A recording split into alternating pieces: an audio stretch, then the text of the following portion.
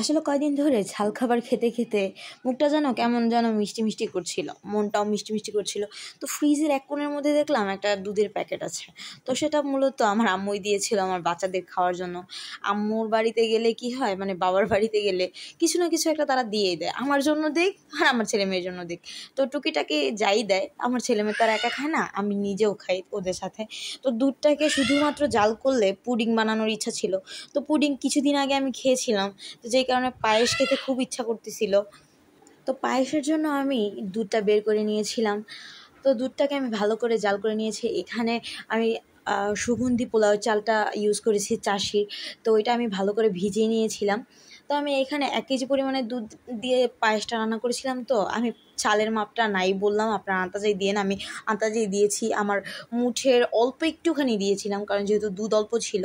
অল্প পরিমাণ দুধের মধ্যে অল্প পরিমাণ চাল দিলেই বেশি ভালো লাগবে খেতে। আর আপনারা চাইলে চালটাকে একটু গুঁড়ো করে নিতে পারেন, এতে বা ভালো হবে, মানে ভাঙা করে নিতে পারেন। তো আমি এলাচ দিয়ে সুন্দর করে ফুটিয়ে নিয়েছিলাম। তারপর এর মধ্যে দিয়ে দিয়েছিলাম আমি চালগুলো। আসলে কি, আফরা পেটে থাকাকালীন আমি খুব পরিমাণে মিষ্টি খেয়েছি। এর আগেও আমি এত মিষ্টি খাইনি কখনো, আর এর পরেও আমার মিষ্টি খাওয়া হয়নি। কিন্তু আফরা যখন পেটে ছিল অনেক মাত্রায় আমার মিষ্টি খাওয়া হয়েছে। এখন মিষ্টি খাবারটা আমার তেমন খাওয়াই চলে না। ছেলে মেয়ের জন্য রান্না করি মোটামুটি, ছেলে মেয়ে অথবা কোনো আত্মীয় স্বজন আসলে বা মেহমান আসলে তখনই শুধুমাত্র মিষ্টি খাবারটা রান্না করা হয়। এছাড়া আমার হাজব্যান্ডও তেমন মিষ্টি খেতে চায় না, আর আমিও খাওয়া হয় না। আমাদের জন্য ঝাল খাবারটা অনেক বেশি পছন্দের হয়। তো ঝাল খাবার তো আর ছেলে মেয়ে খায় না, তারা তো অনেক পছন্দ করে মিষ্টি জাতীয় খাবার খেতে। তো আমার চালটা যখন ফুটে গিয়েছে এই পর্যায়ে আমি কিন্তু চিনি দিয়ে দিয়েছি, আমি লবণও অ্যাড করেছিলাম। তো আমি জাফরান ছিল বাসার মধ্যে, ফ্রিজে ছিল, যে কারণে কালারটা নষ্ট হয়ে গেছে। তো আপনাদের বাসায় যেটা জাফরান যদি থাকে, ভালো জাফরান, সেটা দিতে পারেন, কালারটা খুব সুন্দর আসে এতে করে।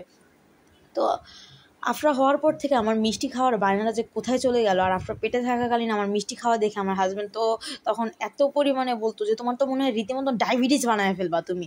তো ডায়াবেটিস আর কোথায় বলেন, আমার লো প্রেশারের মানুষ, একটু খাবার না খেলেই আমার প্রেশার লো হয়ে যায়, আমার চিনি খেতেই হয়। তো যাই হোক, আমার পায়েস কিন্তু রান্না করা হয়ে গেছে ইতিমধ্যে, আল্লাহর রহমতে। পায়েসের কালারটা কিন্তু মাশাআল্লাহ ছিল। তো দুধের পাতিলের যে অবস্থা সেটার দিকে খেয়াল করেন না, কারণ অবস্থা খুব খারাপ ছিল, বলকায় পড়ে গেছিলো। তো যাই হোক, সবাই ভালো থাকবেন, সুস্থ থাকবেন। আল্লাহ হাফিজ, বাই বাই।